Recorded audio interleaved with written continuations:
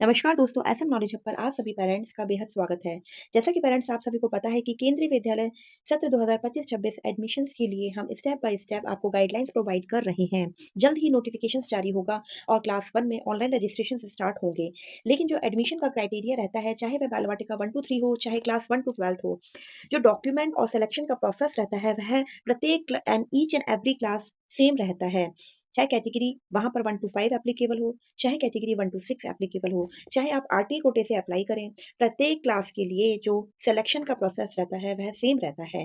बस जो फॉर्म को फिल करने का मेथड है, क्लास 1 में ऑनलाइन रहता है और अनदर क्लासेस में ऑफलाइन रजिस्ट्रेशन का प्रोसेस रहता है।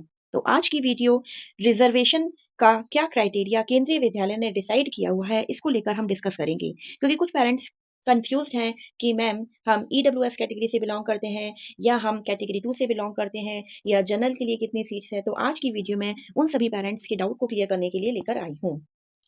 जैसा कि पेरेंट्स आप सभी को पता है कि केंद्रीय विद्यालय में जो एडमिशन का कंप्लीट प्रोसेस है वह category plus reservation plus priority के बेसिस पर रहता है।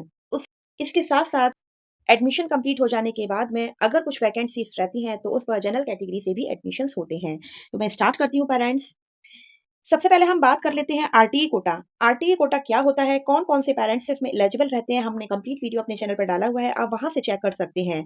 मैं अभी शॉर्ट में बता देती हूँ। आरटीई कोटा के अंतर्गत SC, ST, OBC, NCL, EWS and BPL card धारक आते हैं। और इसका क्या क्राइटेरिया रहता है, क्या डॉक्यूमेंट प्रोसेस है, आप हमारी प्रीवियस वीडियो से चेक कर सकते हैं।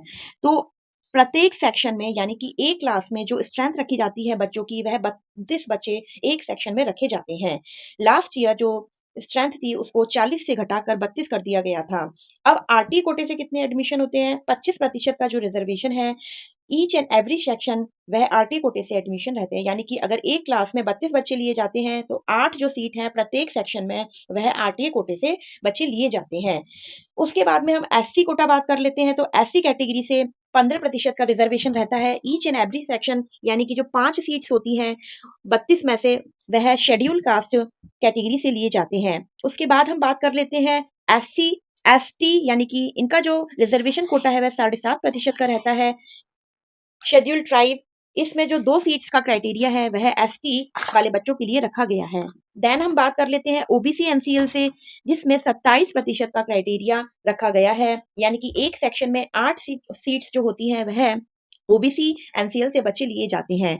तो अब आप यह देखिए, एक सेक्शन में 32 बच्चे हैं, यानी कि 8 सीट्स के 8 बच्चे आरटीए कोटे से, 5 बच्चे एससी कोटे से, 2 बच्चे एसटी कोटे से और 8 बच्चे ओबीसी कोटे से लिए जाते हैं। और चिल्ड्रन विद स्पेशल नीड्स का जो रिजर्वेशन है 3% का रखा गया है। यानी कि प्रत्येक ईच सेक्शंस में अगर कोई बच्चे का लॉटरी में ड्रॉ निकलता है तो एक सीट जो है वह सीडब्ल्यूएसएन कैटेगरी से रिजर्व की जाती है। तो अगर आप इनको टोटल करेंगे तो 24 जो बच्चे हैं उनके लिए ये कैटेगरी का रिजर्वेशन है। और जो ये रिजर्वेशन है वह भी कैटेगरी और प्रायोरिटी बेसिस पर रहता है। अब बाकी की रह गई 6 सीट्स एक सेक्शन में। तो वो 6 सीट बची हैं उसमें कोई भी अप्लाई कर सकता है, उसमें कोई भी बच्चों को लिया जा सकता है, चाहे वह जनरल कैटेगरी से हो, चाहे वह किसी भी कैटेगरी से बिलोंग करते हो, किसी का भी प्रायोरिटी बेसिस पर नंबर आ सकता है। तो यह बात हो गई रिजर्वेशन की। अब इसमें भी सिलेक्शन किस मेथड पर होता है वह मैं आपको थोड़ा सा समझा देती हूँ। अब सबसे पहले जो ड्रॉ निकलता है वह निकलता है आरटीई लॉटरी का। देखिए, जो लॉटरी का जो प्रोसेस रहता है, सबसे पहले जो लॉटरी निकलती है वह आरटीई लॉटरी निकलती है। देन उसके बाद सीडब्ल्यूएसएन लॉटरी कंप्लीट होती है। देन उसके बाद कैटेगरी 1 फिल होती है। Then category 2, then SC ST OBC, then category 3, then category 4, then category 5। और अगर कोई स्कूल प्रोजेक्ट और आईएचएल सेक्टर में आता है तो वहां पर कैटेगरी 6 लागू होती है। यह भी हमने कंप्लीट अपने चैनल पर समझाया हुआ है, आप डिस्क्रिप्शन में जाकर प्ले लिस्ट हमारी कंप्लीट चेक कर सकते हैं, क्या होता है कैटेगरी 1 to 5 और क्या होता है कैटेगरी 1 to 6। तो आज हम बात कर रहे हैं। तो सबसे पहले जब लॉटरी निकलेगी आरटी लॉटरी, तो उसमें 25% का जो रिजर्वेशन है वह कंप्लीट किया जाएगा। उसके बाद सीडब्ल्यूएसएन कैटेगरी की लॉटरी निकलेगी तो जो 3% का क्राइटेरिया है वह कंप्लीट किया जाएगा एक स्कूल में। देन कैटेगरी 1 की लॉटरी निकलेगी। तो कैटेगरी 1 की लॉटरी जब निकलेगी तो उसमें भी एसटी एससी ओबीसी एनसीएल के जो पेरेंट्स है प्लस जो कैटेगरी 1 में लाई करते हैं, यानी कि जो सेंट्रल गवर्नमेंट एम्प्लॉइज हैं, और प्लस जो कैटेगरी से भी बिलोंग करते हैं, प्लस जो एससी एसटी ओबीसी एनसीएल कोटे में भी आते हैं, तो उनको एडमिशन की प्रायोरिटी पहले दी जाएगी। उसके बाद में सेम इसी तरीके से अगर कोई सीट्स वैकेंट रहती है, फिल नहीं होती है, तो कैटेगरी 2 से भी सबसे पहले जो कोटा से बिलोंग करेंगे, यानी कि जो SC ST OBC NCL plus जो सेंट्रल गवर्नमेंट एम्प्लॉई हैं, ऑटोनॉमस बॉडीज में आते हैं, उनको प्रेफरेंस दी जाएगी। अगर कोई स्कूल प्रोजेक्ट और आईएचएल सेक्टर में आता है, तो यह जो रिजर्वेशन का क्राइटेरिया है कैटेगरी 3 तक भी जा सकता है। तो इस तरीके से सबसे पहले जो सीट्स का रिजर्वेशन है वह एससी एसटी ओबीसी एनसीएल वाले बच्चों को दिया जाता है। सबसे पहले आरटी लॉटरी निकलती है, देन कैटेगरी 1 में भी अगर सेंट्रल गवर्नमेंट एम्प्लॉइज है प्लस वो कोटे से भी आते हैं तो उनको फर्स्ट प्रायोरिटी दी जाती है। उसके बाद में सेम उसी तरीके से कैटेगरी 2 में भी सबसे पहले जो किसी कोटे से आते हैं प्लस उनका जो गवर्नमेंट जॉब का क्राइटेरिया वो भी फुलफिल होता है, तो उनको फर्स्ट सीट अलॉट की जाती है। उसके बाद में जो अदर बच्चे हैं जो गवर्नमेंट जॉब में भी हैं लेकिन किसी कोटे से नहीं आते हैं, फिर उनको प्रायोरिटी दी जाती है।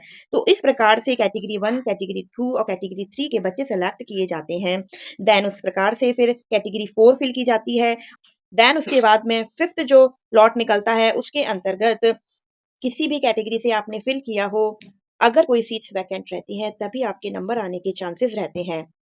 बट ऐसा बिल्कुल भी नहीं है कि आप किसी कैटेगरी या किसी कोटे से बिलोंग करते हैं तभी आपके बच्चे का एडमिशन होगा। बस इतना होता है कि रिजर्वेशन है वह इनको प्रायोरिटी पहले दी जाती है, और जनरल कैटेगरी से अगर आप ईडब्ल्यूएस से फिल करते हैं या बीपीएल कार्ड से फिल करते हैं तो आपको भी प्रेफरेंस दिया जाएगा। इसके बाद में अगर कोई फैमिली या पेरेंट किसी भी कोटा कैटेगरी किसी से भी बिलोंग नहीं करते हैं तो आप कैटेगरी 5 से अप्लाई करेंगे, और अगर सीट्स वैकेंट होती है उस पर्टिकुलर स्कूल में, सीट्स फिल नहीं होती हैं, तो आपके भी बच्चे के चांसेस हैं कि आपके बच्चे का नाम एडमिशन के लिए आ जाए।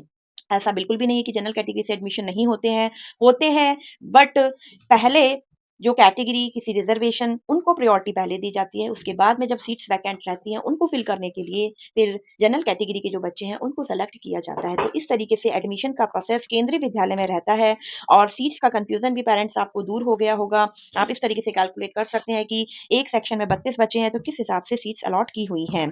आने वाली वीडियोस में आपको और भी डिटेल से मैं आपको विद एग्जांपल समझाऊंगी कि किस प्रकार से जो लॉटरी का सिस्टम है वह रहता है। आज की वीडियो की कितनी सीट्स पर सेक्शन रिजर्वेशन रहता है। वीडियो अगर अच्छी लगी हो तो अधिक से अधिक शेयर करें जिससे सभी पेरेंट्स की हेल्प हो सके, और ऐसा नॉलेज आपको आप फॉलो करना ना भूलें। अगर कोई आपको प्रॉब्लम है, कोई कंफ्यूजन है तो आप मुझे कमेंट करके भी पूछ सकते हैं। आप हमें इंस्टाग्राम और फेसबुक पर भी जुड़ सकते हैं, और अगर आपको कोई पर्सनल क्वेश्चन है तो आप वहां पर भी मुझे पूछ सकते हैं। और अंत में बेल आइकन जरूर प्रेस करें, क्योंकि आने वाले समय में केंद्रीय विद्यालय एडमिशन से संबंधित स्टेप बाय स्टेप आपको वीडियोस मिलती रहेगी। इसी के साथ नेक्स्ट वीडियो में मिलते हैं। Thank you.